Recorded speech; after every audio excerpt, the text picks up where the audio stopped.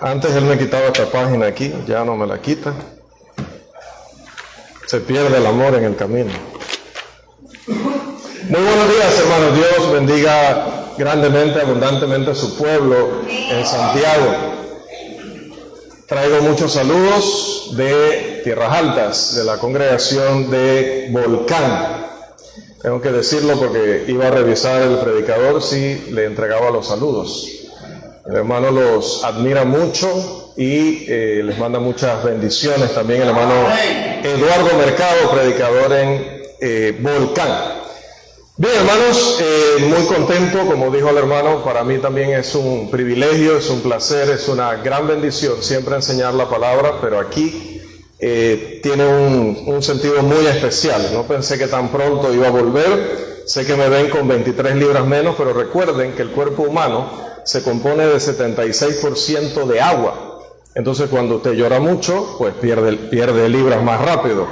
Pero aquí estamos ya no para llorar, sino para gozarnos juntos con la palabra de Dios. Bien, hermanos, vamos entonces a pasar vamos a ver si por primera vez en la vida tengo las diapositivas que son las correctas.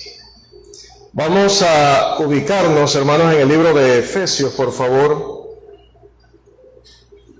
Creo que el predicador de esta mañana también va a estar por ahí, por el libro de Efesios, así que es un libro que va a ser muy importante para las enseñanzas hoy. Por favor, ubiquémonos en el libro, la epístola del apóstol Pablo a los Efesios. Y el estudio de esta mañana tiene que ver con la iglesia verdadera. Pero ¿qué vamos a estudiar acerca de la iglesia verdadera? Vamos a estudiar 3 características distintivas. Vamos a ver qué dice el apóstol Pablo respecto a su ministerio. Vamos a Efesios capítulo 3, versículos 8 al 11. Podemos buscarlo en nuestras Biblias y también lo tenemos en pantalla. Efesios 3, 8 al 11. Dice la Escritura: a mí que soy menos que el más pequeño de todos los santos, me fue dada esta gracia de anunciar entre los gentiles el evangelio de las inescrutables riquezas de Cristo, y de aclarar a todos cuál sea la dispensación del misterio escondido desde los siglos en Dios, que creó todas las cosas, para que la multiforme sabiduría de Dios sea ahora dada a conocer por medio de la iglesia a los principados y potestades en los lugares celestiales, conforme al propósito eterno que hizo en Cristo Jesús, nuestro Señor.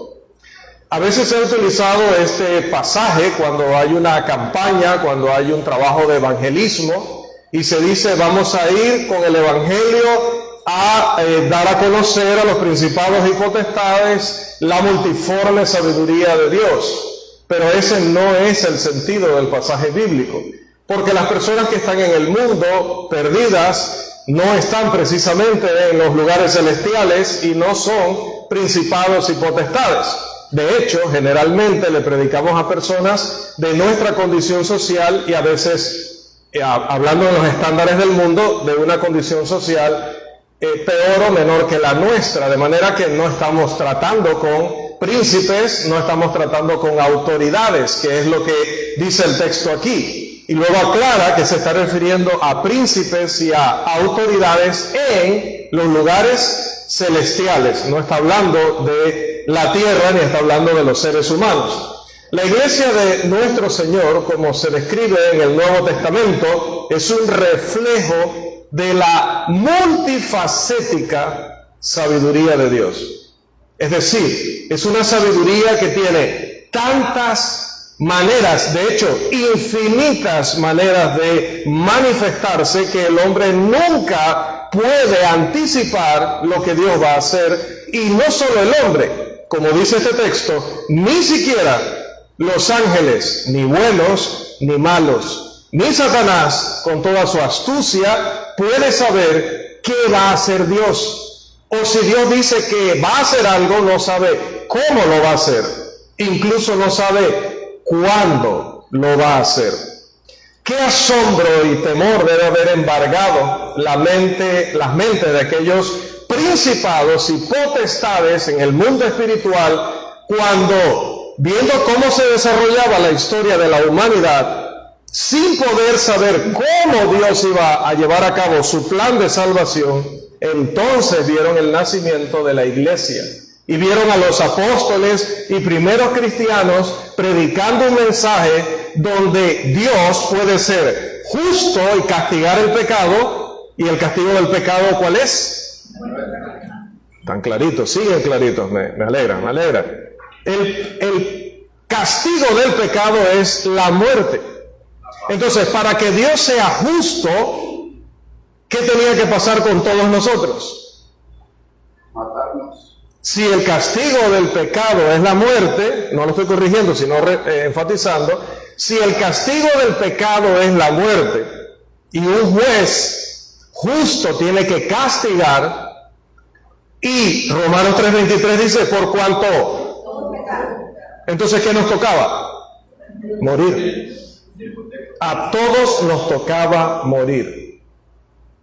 Entonces, ¿cómo Dios podía ser justo?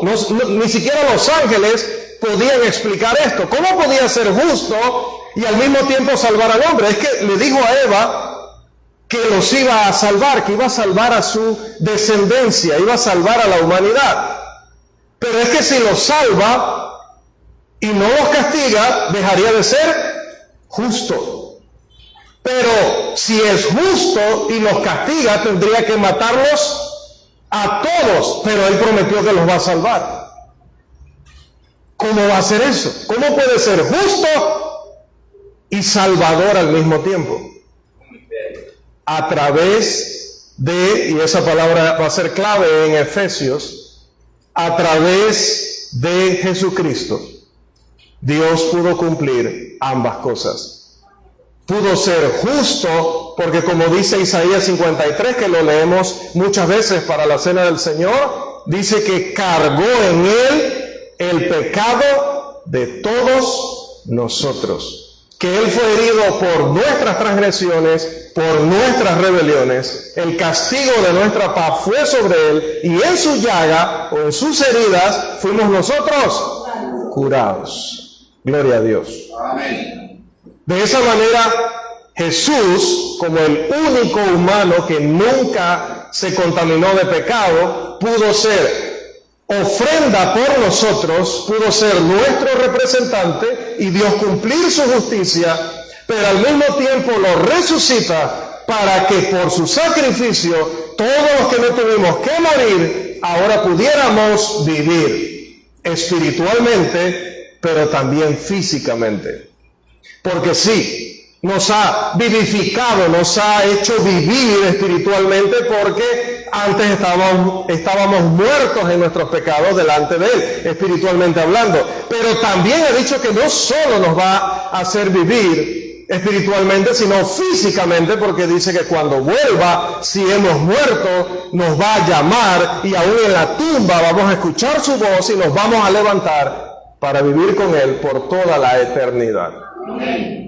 El que cree en mí, aunque esté muerto, vivirá. Dios pudo ser justo y salvador al mismo tiempo en Cristo. Qué asombro y temor, decía, habrá embargado las mentes de aquellos seres espirituales cuando entendieron ese misterio, dice, escondido desde los siglos en Dios. Nadie había podido anticipar lo que Dios iba a hacer. De manera similar, hermanos, aquellos que creemos en Cristo, todos los que creen en Cristo, y me refiero a creer en obediencia, me refiero a los verdaderos cristianos, debemos atraer a otras personas a Cristo y a su iglesia. ¿Pero cómo? No resucitando de entre los muertos nosotros, no realizando señales, prodigios y milagros, sino a través de vidas dedicadas a Dios, en temor, en reverencia, en obediencia, y debemos atraerles cuando ellos vean el amor mutuo que nos tenemos los unos a los otros. Hechos 2:42 al 47 habla acerca de los primeros cristianos y de cómo fueron agregados a la iglesia estos discípulos y cómo se amaban unos a otros al punto de ser de un corazón y un alma. Mateo 5:13 al 16 dice que debemos amar a todos, pero en especial a aquellos que nos han hecho daño, que nos han perjudicado, incluso que aún se consideran nuestros enemigos. Y Juan 13:35, hablando acerca del cuerpo de Cristo, dice que debemos amarnos los unos a los otros como Él nos ha amado. Y un elemento vital en que nosotros podamos atraer a personas a la iglesia del Señor también, aparte de las vidas dedicadas a Dios, aparte de el amor mutuo, es la unidad que debe haber entre los creyentes. En Juan 17, versículos 20 y 21, nuestro Señor ora por nuestra unidad, para que sean uno, como tu Padre y yo somos uno. Pudo haber pedido muchas cosas por nosotros. Por Pedro pidió que cuando lo zarandeara, Satanás pudiera resistir y fuera restaurado, tuviera la oportunidad de ser restaurado. Pero ¿qué pide por todos los cristianos? Pide la unidad. ¿Por qué pide la unidad? Porque es difícil vivir en unidad. Porque para nosotros los humanos es muy complicado vivir en verdadera unidad. Un matrimonio tiene que vivir en una unidad. Una familia, un hogar completo con hijos tiene que vivir en unidad. Una congregación tiene que vivir en unidad. Y no es fácil, porque somos individualistas, somos egocéntricos, somos egoístas en naturaleza. Y cuando digo naturaleza no es por nacimiento, sino nuestra conducta habitual es preocuparnos por nosotros mismos. Muchas veces, y aquí está nuestro hermano Carlos, que siempre me auxilia en los ejemplos de ilustraciones, le pido perdón siempre que tengo que estarlo mencionando tanto, pero cuando a veces va a haber un accidente, por instinto, el conductor gira el auto de una manera que generalmente o muchas veces termina muriendo. El impacto termina dándose donde va el copiloto. No lo hace por maldad, no lo hace por crueldad, es prácticamente su instinto de preservación. Él se salva y generalmente muere el que va al lado. ¿Ven? Hay una tendencia a poner nuestros intereses, poner nuestra vida, poner las cosas que nos convienen o queremos por delante de las necesidades de otros. Por lo tanto, es importante que entendamos que si mantenemos esa conducta y no aprendemos de la unidad que hay entre padre e hijo, nosotros no podremos atraer a otros. Dice que a través de esa unidad, dice en la oración de Juan 17, otros también podrán creer en mí, dice el Señor, por la palabra de ellos. Es más, la Escritura dice que la división no glorifica a Dios. Primera de Corintios 1:10, que si hay contiendas, si hay división, pelea, hay entre nosotros, hermanos, envidia, si hay entre nosotros amargura, pues definitivamente eso no glorifica a Dios. En Romanos 16, 17 y 18 dice que incluso esa unidad no es solo querernos y abrazarnos y preocuparnos los unos por los otros, sino que debemos estar unidos en la palabra. No predicando usted una cosa y yo otra cosa, creyendo usted según su fe, dice el mundo. Su fe y acá mi fe. No, no existe tu fe y mi fe. Existe la fe de Jesucristo. O la aceptamos o no la aceptamos. Pero no existe tu fe y mi fe, en el sentido objetivo de lo que creemos. Existe mi fe personal, ¿sí? En ese sentido, si hay la fe del hermano, puede estar más desarrollada que la mía, fe personal, convicción. Pero también está el sentido de fe en cuanto al sistema de creencias. No podemos tener un sistema de creencias diferente porque eso nos quitaría, recuerden nuestro tema, la identidad como iglesia verdadera.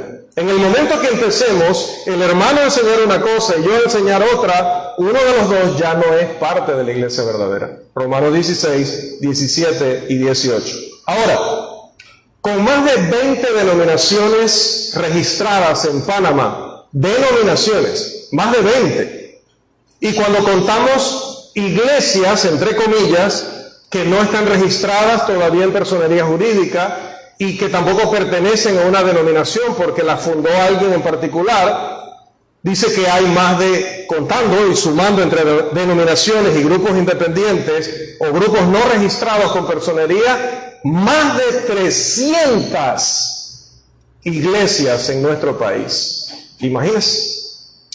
Entonces, ¿cuál es la iglesia del Señor? Es la pregunta que surge en esta diatriba.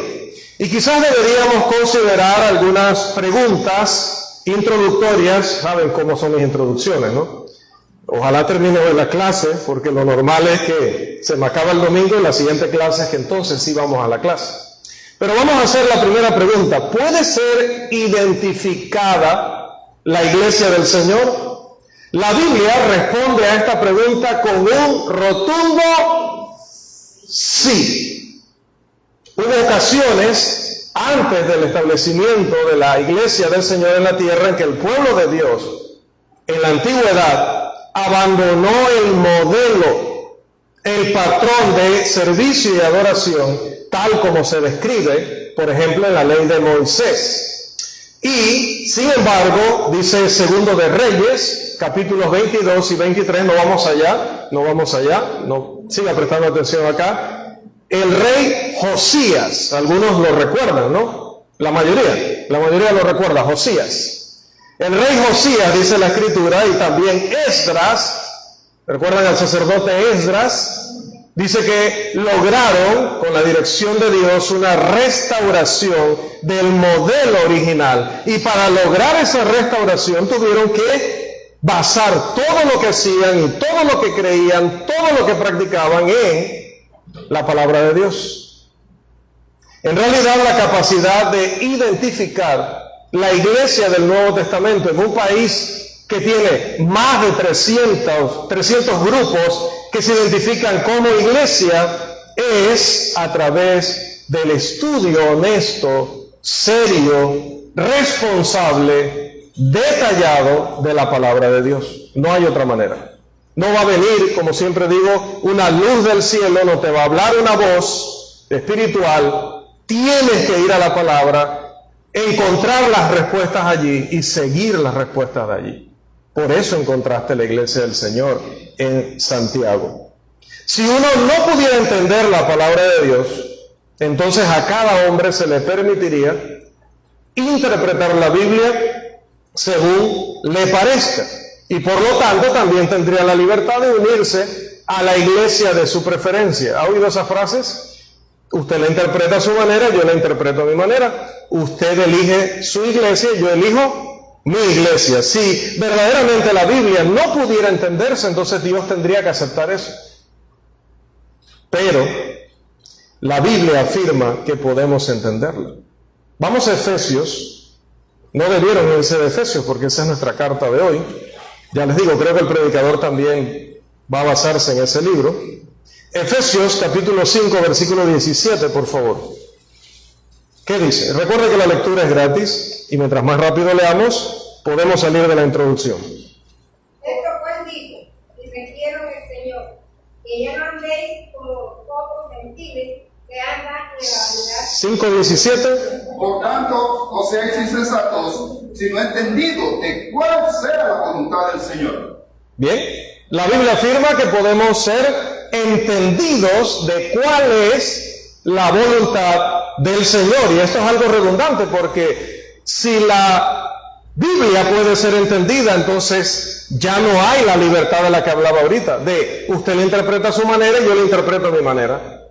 Entonces usted termine uniéndose a un grupo religioso que más le guste, más se adapte a su manera de pensar, y yo también haré lo mío por acá. Si la Biblia se puede entender y todos la podemos entender por igual, y eso dice Efesios 5:17, no sean necios, no sean insensatos, no sean tontos, así lo dice. Y sean más bien entendidos de cuál es la voluntad del Señor. Entonces tenemos que entenderlas todos de la misma manera. Por eso 1 Corintios 1:10 nos dice que debemos ser de una misma mente y de un mismo parecer, y que debemos estar perfectamente unidos. Amén. Y Juan 17:20-21, que estemos unidos como el Padre y el Hijo son uno. Si esto no fuera posible, si no pudiéramos entender todos, mire, la Biblia de la misma manera, entonces no podría haber falsa doctrina. Es imposible. ¿Por qué Gálatas 1:6-9 no va de allá, por favor? ¿Por qué Gálatas 1:6-9 nos dice que hay algunos Que no hay un evangelio diferente, sino que hay algunos que intentan pervertir el evangelio de Cristo. ¿Cómo lo podrían pervertir si cada manera de interpretarlo es válida? Si cada manera de entenderla Dios la acepta, entonces ¿cómo puede haber perversión? Solo podría haber perversión si Dios quiere que la entendamos todos de la misma manera. Pero si Él dice que hay falsa doctrina, y lo dijo Romanos 16, 17 y 18, y Gálatas 1, 6 al 9, entonces quiere decir que hay una manera de identificar la verdadera, y todo lo que no se parezca a la verdadera doctrina, entonces ¿qué será? Si no se parece a la verdadera doctrina, la otra doctrina ¿qué será? Será lo opuesto. ¿Y qué es lo opuesto de verdadera? Falsa. Ahora, sí podemos identificar a la iglesia del Señor. Vamos a la siguiente pregunta. ¿Importa si identificamos a la iglesia del Señor? ¿Cuál sería la respuesta? Hermano, cuando alguien, después de entender la respuesta a la primera pregunta, se hace la segunda pregunta, ¿importa si la identificamos? Esa persona está desafiando el señorío de Cristo. Si Jesús es el Señor, y lo es, ¿cuántos creen eso? Amén. Si Jesús es el Señor, y Él ha revelado su voluntad a través de las Escrituras, la Biblia, entonces es una necesidad absoluta que nosotros prestemos estricta atención a lo que Jesús ha dicho, sea que lo haya dicho por su propia boca o a través de sus santos, apóstoles y profetas. Porque Marcos, Lucas, Judas y Santiago no eran apóstoles, pero eran profetas. Así que había que obedecer lo que ellos enseñaban, al igual que lo que decía Pablo, lo que decía Juan y lo que decía Mateo. De hecho, hermanos, dice la Escritura en Efesios 3:5, vuelve a enfatizar el apóstol, que hay una manera en la que nosotros podemos conocer la verdadera doctrina, y al conocer la verdadera doctrina, conocer a la verdadera iglesia. Efesios 3:5, ¿qué dice, por favor? Misterio que en otras generaciones no sería conocer a los hijos de los hombres, como ahora es revelado a sus santos apóstoles y profetas por el Espíritu. Note, ciertamente había un misterio, y estoy acostumbrado a que siempre he estado de aquel lado. ¿Por qué pienso? Es que en Volcán está de este lado. Bien, perdonen. Estábamos viendo en el primer pasaje, Efesios 3:8 al 11, que ese misterio estuvo escondido desde los siglos en Dios. Pero ya no hay misterio. Era un misterio, pero ya no hay misterio. Porque ahora dice, aquí en este pasaje, el misterio que en otras generaciones no se dio a conocer. En otras. Pero en estas generaciones que usted y yo estamos viviendo, ahora ha sido, ¿qué dice? Revelado. ¿Y a quién se le reveló? ¿A Buda? ¿A Confucio? ¿A Mahoma? ¿A quién se le reveló el misterio? A los santos apóstoles y profetas, es decir, los que escribieron el Nuevo Testamento. En el Antiguo, desde Génesis hasta Malaquías, tenemos el misterio, estaba sellado, oculto en Dios. Ninguno de ellos sabía qué iba a suceder. Pero a partir del Nuevo Testamento hasta Apocalipsis, desde su inicio hasta Apocalipsis, el misterio es revelado o dado a conocer. De hecho, Jesús dijo, no vayan allá porque lo sabemos de memoria. Yo sé que hay pasajes aquí que no sabemos de memoria. Por ejemplo, Mateo 28:18. Dice, les ayudo, toda potestad me ha sido dada y en la tierra. Por tanto, id y haced discípulos de todas las naciones, bautizándolos en el nombre del Padre y del Hijo y del Espíritu Santo.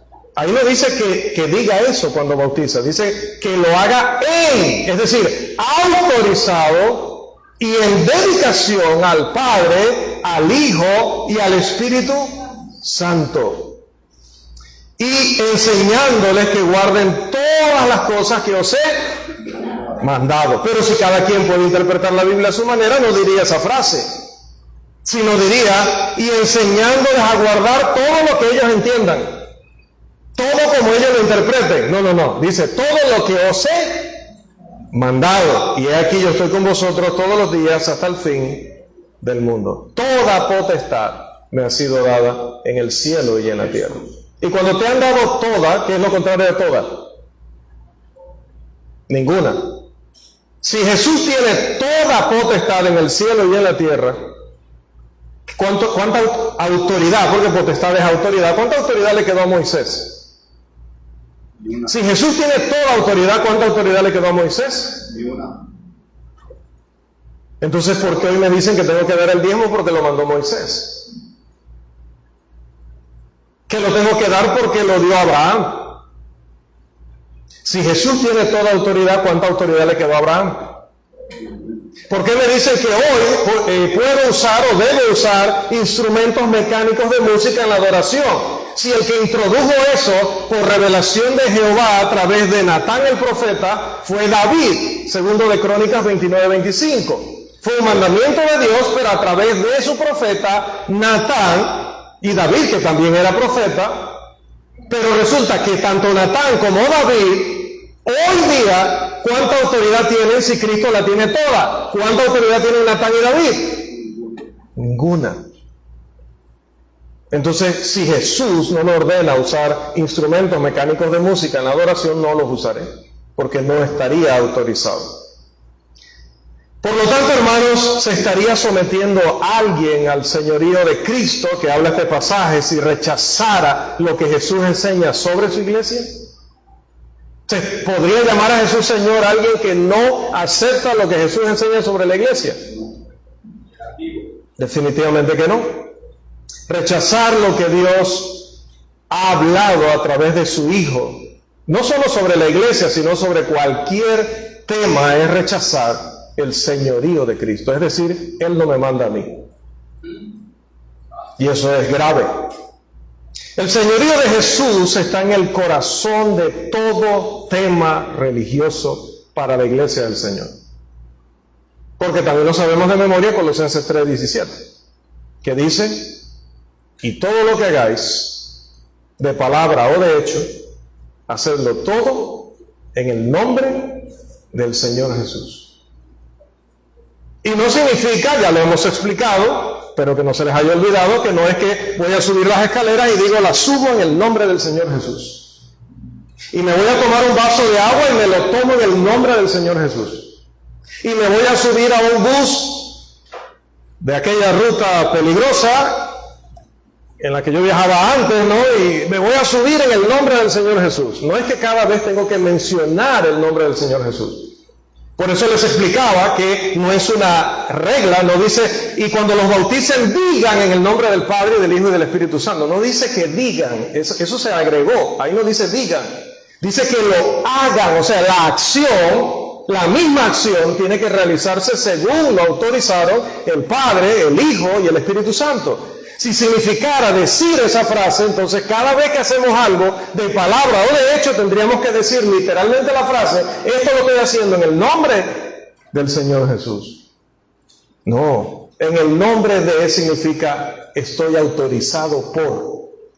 Y para yo saber si lo que estoy haciendo está autorizado por Cristo, ¿cómo lo puedo saber? ¿Ya lo explicamos? Si no, fracasé en todos estos minutos. ¿Hasta qué hora es la clase? 9:20. Dije 15, ¿no? Me quedan 5 minutos. Ok. Eso te perdona el tiempo, ¿cierto? Bien, vamos a ir saliendo de la introducción.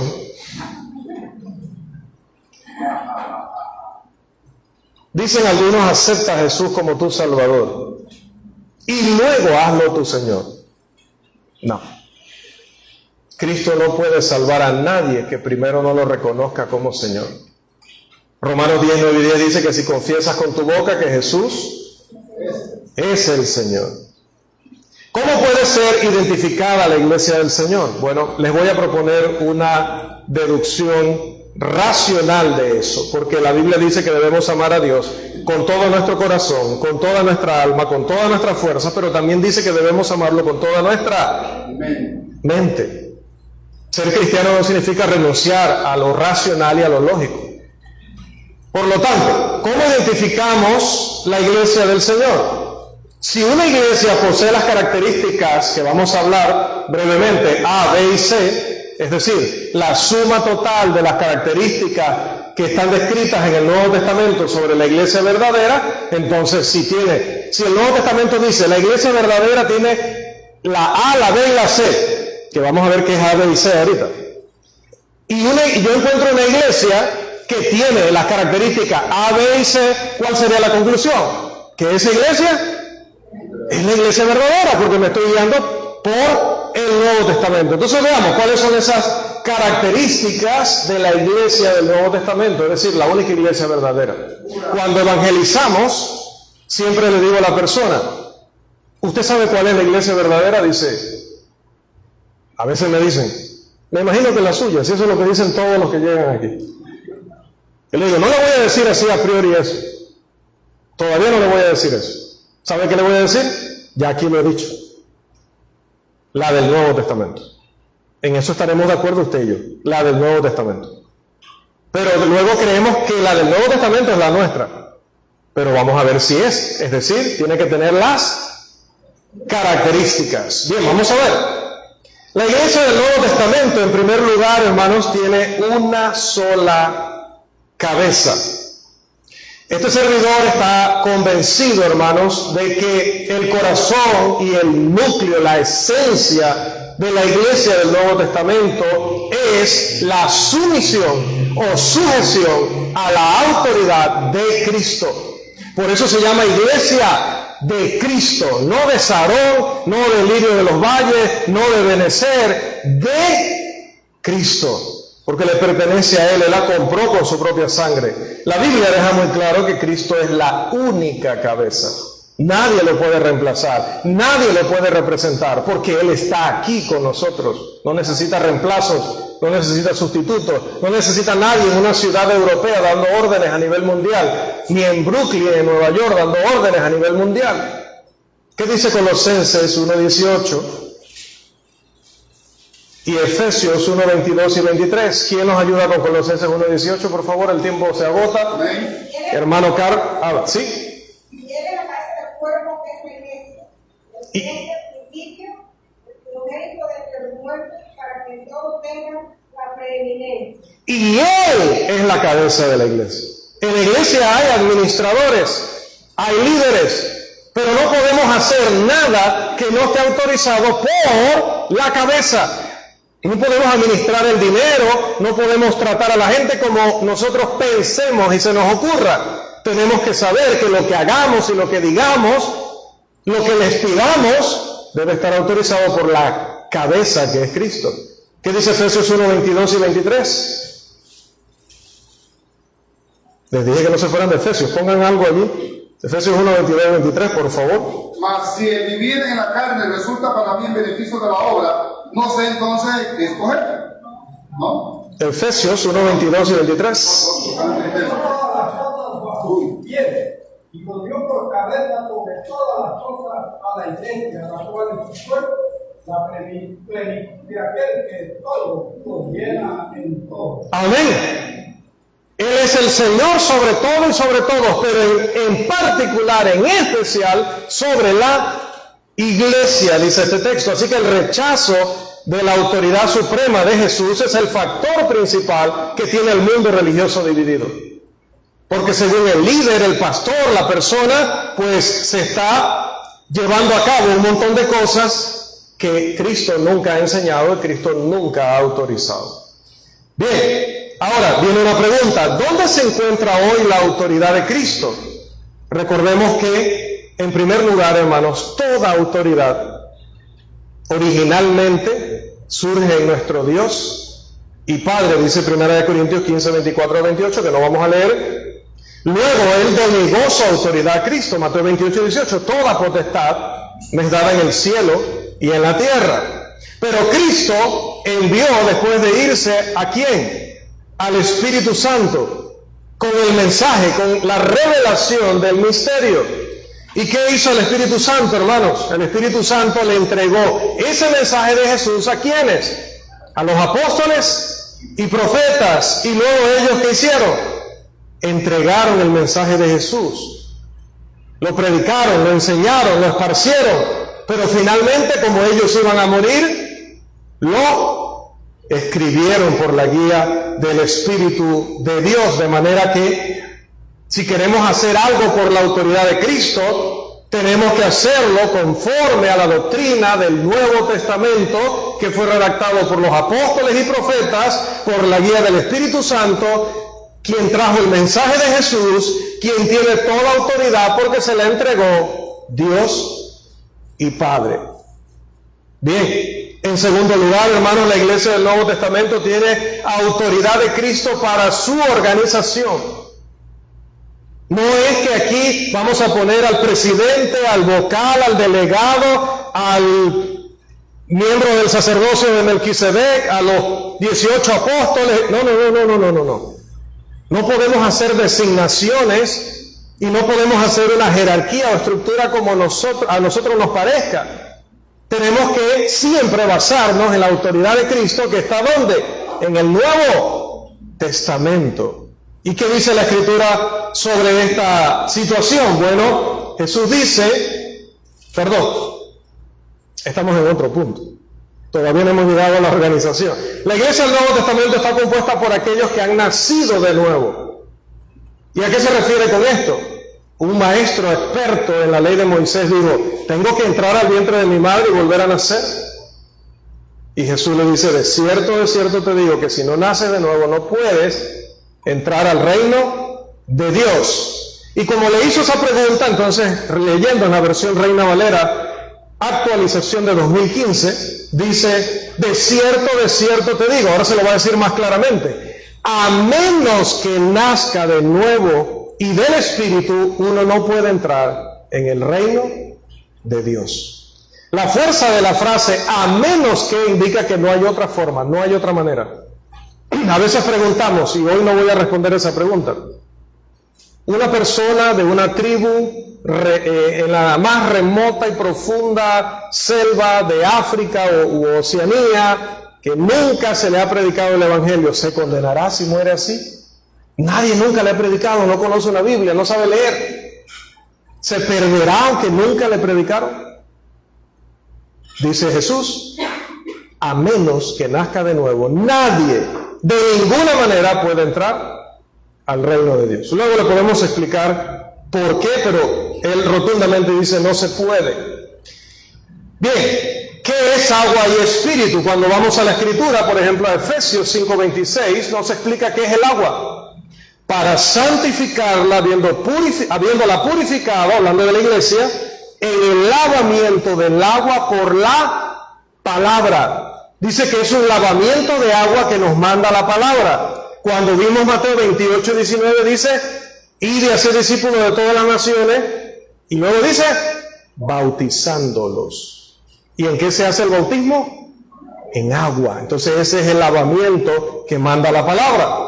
También nos dice, nacer del Espíritu, ¿qué es? Bueno, Tito 3:5 dice, por su misericordia, por el lavamiento de la regeneración y por la renovación en el Espíritu Santo.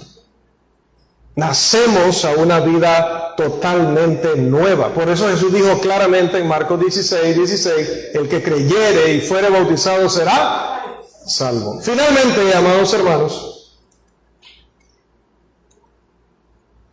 aquí había ciertas explicaciones adicionales que vamos a pasar. Me pasa la de Huaycaste, pasan las mejores familias, ¿verdad? El bautismo es para ser salvo, es para el perdón de pecados, es para lavar tus pecados, es para entrar en Cristo y en su muerte, es para andar en vida nueva, es para entrar en la iglesia, es para revestirse de Cristo, es para salvarnos. Para que una iglesia sea la iglesia que se describe en el Nuevo Testamento, debe estar compuesta por aquellos que han nacido de nuevo, o sea, del agua y del Espíritu, es decir, en el bautismo que ordenó Cristo, nuestro Señor.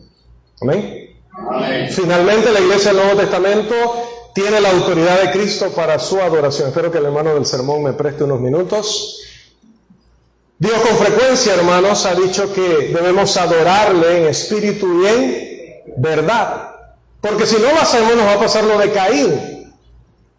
Dios, hermanos, quería sacrificio, porque el pecado, ¿qué trae como consecuencia? La muerte. Entonces en ese tiempo tenía que ser sacrificio para que representara al pecador. Pero Caín dijo, ¿yo para qué voy a llevar animales y cortarle el cuello y derramar esa sangre? ¡Qué asco! Yo soy agricultor, así que yo voy a llevar de lo mejor de la cosecha. Pero Dios no pidió cosecha, Dios pidió sacrificio, sangre, un animal inocente que te representara por tu pecado. Como Caín llevó lo que quiso, Dios no lo aceptó. Nadab y Abiú, Dios especificó cuál era el incienso que debía usarse en el templo, pero ellos dijeron, podemos llevar otro. Parece que el contexto dice que ellos estaban metiéndole al licor. Y parece que el licor los confundió y usaron otro incienso. ¿Qué pasó? Descendió fuego del cielo y los consumió. El Nuevo Testamento, hermano, nos autoriza reunirnos los domingos. Voy a enviarles todo este material al grupo para que luego lo puedan revisar en detalle. El Nuevo Testamento nos autoriza estudiar la palabra como estamos haciendo ahora. El Nuevo Testamento nos autoriza cantar, no tocar instrumentos, cantar. El Nuevo Testamento nos autoriza orar. El Nuevo Testamento nos autoriza participar de la cena del Señor. El Nuevo Testamento nos autoriza adorar. Todo lo que hacemos el domingo con esos 5 elementos es ser entendidos de la voluntad del Señor y cumplir la voluntad del Señor. Así damos gloria a Dios. Y cuando la gente ve estas 3 características, podemos hablar de algunas más, pero el tiempo no nos los permite porque Él va a caballo y nosotros a pie y nos caímos hace rato. Si nosotros no mantenemos las características distintivas que enseña el Nuevo Testamento, no podemos ser la iglesia del Nuevo Testamento. Y Cristo, Efesios 5:23, es solo el Salvador del cuerpo, de su iglesia, de la verdadera iglesia, la iglesia que basa su doctrina y práctica en el Nuevo Testamento. Nunca perdamos esa identidad, nunca tratemos de innovar, nunca vayamos más allá de la autoridad de Cristo, porque dejaríamos de ser su iglesia. Podríamos reunirnos 1000 años más, y cuando nos encontremos con Él en el juicio final, Mateo 7, 21 al 23, nos diría, jamás os conocí, apartaos de mí, hacedores de maldad. Pero si hacemos su voluntad revelada en su palabra y mantenemos las características distintivas de su esposa, la iglesia, nos dirá, bien, buen siervo y fiel, entra al gozo de tu Señor. Que el Señor nos siga bendiciendo. Amén.